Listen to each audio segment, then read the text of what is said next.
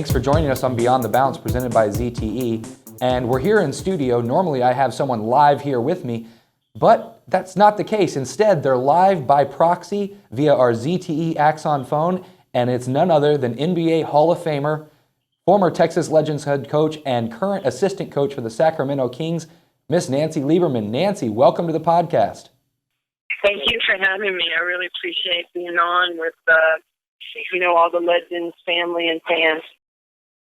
Well, Coach, it's certainly an honor for us. You are one of the most notable people ever involved in this franchise and one of the most notable ever in the sport of basketball as a Hall of Famer, inducted in 1996, of course. But this is a different year for you, and it's one that I think our fans would love to hear a story shared from your perspective. So if you can, take us to day one of training camp with the Sacramento Kings, as you are now an assistant coach there under head coach George Karl. Tell us what it's been like. Well, you have to remember, if people don't, George just tied Phil Jackson the other night with our win against the Suns for fifth place on the all-time win list. So when you've won over 1,100 games as an assistant coach, you just make sure you're listening to what George is saying. You're paying attention to the subtle things, how he handles the players. And, from everything from the meetings, how it translates on the practice floor with everybody. So, I'm learning every single day. George is always open to information. He's open to what we see. He'll either dismiss it or, encourage it. But that's his, as a head coach, his prerogative. We're supposed to throw things at him. So it's been fantastic for me. And Coach, throughout this process, and certainly kudos to Coach Karl for getting up there to fifth all-time. That's quite the accomplishment, and one that is well-deserved, as his acumen and his track record is very well documented. But for our fans here within Beyond the Bounce, and our Legends fans specifically, Coach, your documentation is one more specific as a player, less specific as a coach. But what is it that you've been able to gather from Coach Carlisle in regards to teaching and coaching? And I know you're not taking any fashion advice from him, as that's been recently documented as well.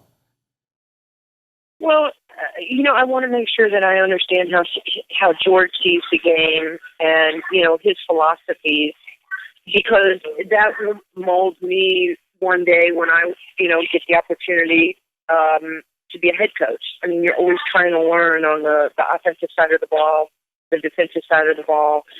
So, every day for me, whether I'm, we're in Oklahoma City now, we have I have the scout for the game today. What does your head coach want? How does he like it? You're trying to please him and give him the information that he wants, not necessarily just what you want. And a lot of us have been successful or getting coaching for a long time, but it's important to make sure you give the head coach exactly what they're looking for. And that's what we try to do. That's what I try to do every time I have an assignment.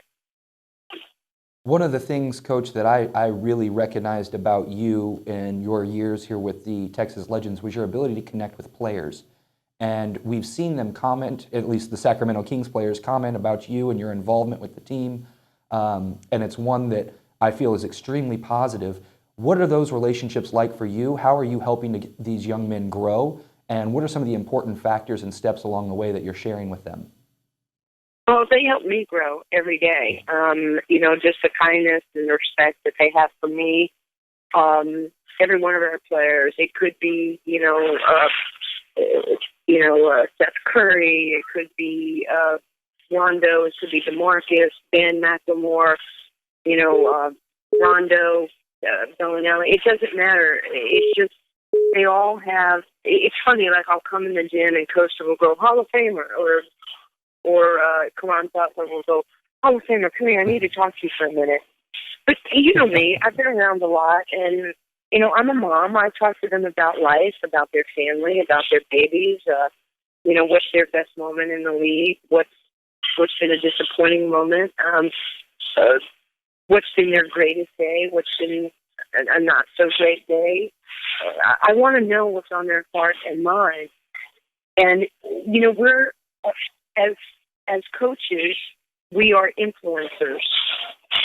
And to be an influencer, you have to have a relationship, and you must build relationships with people.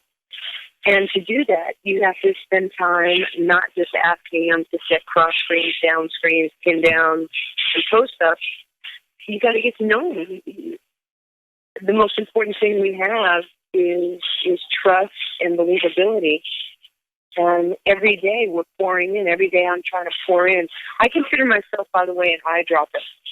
You know how you take like a little bit of an eyedropper and you have liquid in there and you put a little dot here and a little dot there and a little. That's what I do. I just take a little bit and pour a little drop into our players every day, whether they're stretching, whether they're sitting on the floor, commiserating, the bus, the airports, the plane. I just try to talk, just not too much, but just a little bit every day with our players. What do you need? How are you? What did you get for Christmas? Oh, man, how did you forget my gift? I can't believe I didn't get one. Bondo, would you pay it? Use it up on the fine? You know me. I border on. I'm fluent in sarcasm. Well, as a native of New York, how can you not be? And that actually brings me to my next question, which was, what was Christmas like this year? I know you guys spent quite a bit of time on the road, but certainly that's a special moment and a special time of year for you, your son TJ. What was that like? How did everything shake out? And what's the new year looking like for Nancy Lieberman? Well, Christmas was blessed because we beat the Pacers by 2. And then I stayed overnight, had dinner with my brother-in-law and sister-in-law and their kids. And then I took the first flight to Dallas, Texas. And TJ picked me up, and we went power buying. We did not shop. We went power buying because I had no gifts for anybody for the first time in 21 years. And so we literally, I said, son, when you get me, make sure you're stretched. And we just went shopping, and then that night just we were with family and, dinner with friends. And Christmas Day, it was awesome. I think I went to like 5 or 6 different families. I started out at 9 in the morning, and I just went, to Kathy's house and to Sarah's house and to Tony's house and to Ian's house. And I literally just went down with people I had not seen. I had not been in Dallas since August 30th. Ooh. And I got 35 years in Dallas. There's a lot of people that that are like family to me there. And then, just having Christmas dinner with PJ and the family, and it was amazing. And then TJ took me to the airport the 26th because we had practice, and we were getting ready for Portland and whoever else was on our schedule. It all starts to blend together, doesn't it, Coach? Yes, that is true. People don't know it, but if you ask me who we played like 4 games ago, I'm going to have to go to my phone and look at the schedule because you're always looking ahead, and I know tonight, is Oklahoma City, and tomorrow, of course, is Dallas, and I've got about 60 people coming to the game, and I'm still hunting tickets. Well, whatever we can do to help on this end, you just let us know. We're here for you. And I didn't get a call, but, my house would have been open to you if you had, a 6th or 7th tour stop available on Christmas Day. I would have. Me and, my little puppy, we call him Thunder because he was born in Oklahoma City last year. Thunder made more Christmas house calls with me and TJ. It was awesome. It was just a really cool day. Well, Coach, as we start to wrap things up here, I'd like to ask you if you could, because there is a rather symbiotic relationship between the Reno Bighorns and the Sacramento Kings. We've also seen that relationship manifest itself between the Mavericks and the Legends. What is it you can share with our audience now, being on both sides of the coin, D-League head coach, NBA assistant coach, that makes the relationship between the NBA and the D-League so special and one that's so beneficial to players and coaches? The D-League is absolutely a tremendous, tremendous place to hone your skills as a player, as a coach, as a GM, as a broadcaster, whatever level you want to aspire to one day, the D-League can get you there. as you know from watching referees and people go to the next level.